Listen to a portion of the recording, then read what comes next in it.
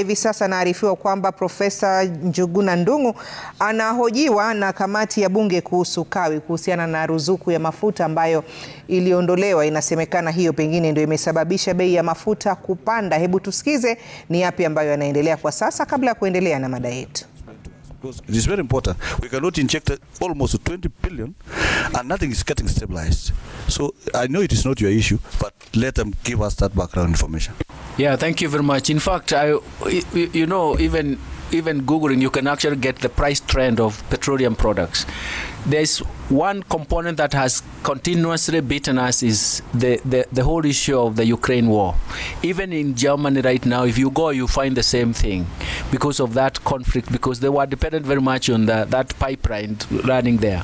So it means it has affected the global prices, and that is why the stabilization became very, very important, because if we brought in the whole price schedule, it could have been difficult. But thank you very much. We are going to provide one more information set on that. I think I think that's okay on that. You know, this issue of oil prices, I think, is also an issue which need to be discussed.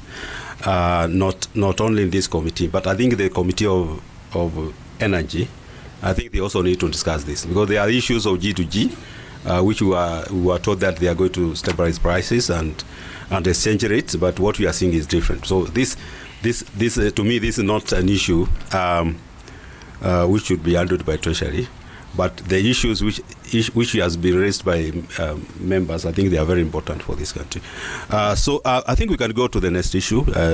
CS, please. The next issue, Mr. Chairman, it was on cryptocurrency and even crypto assets.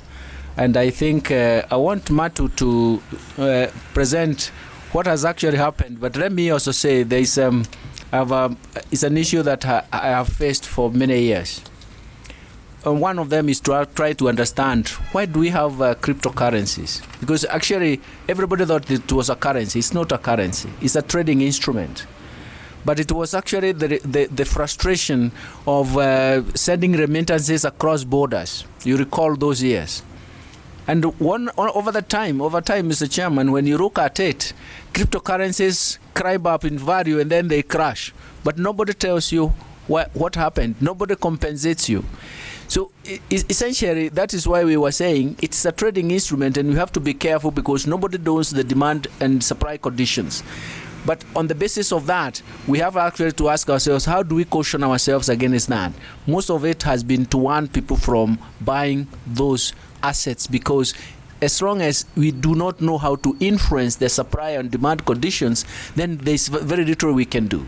And we have seen countries and most people suffer because of this. But I wanted Matu to actually give a central bank rhyme right, because I'm no longer there. I can't talk for them unless it's a general debate like the introduction, how I've introduced the whole matter.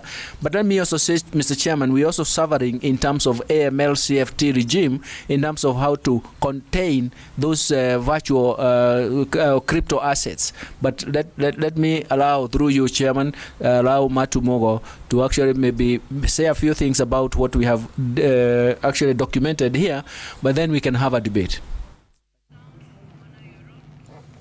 Naam, ni waziri huyo, Profesa Njuguna Ndung'u akizungumza kuhusiana na ruzuku ya mafuta hapo akihojiwa na kamati ya bunge kuhusu kawi. Tunafuatilia hiyo pia kwa makini. Baadaye kwenye taarifa zetu tutakupasha yale ambayo yatakuwa yameendelea. Kwa hivi sasa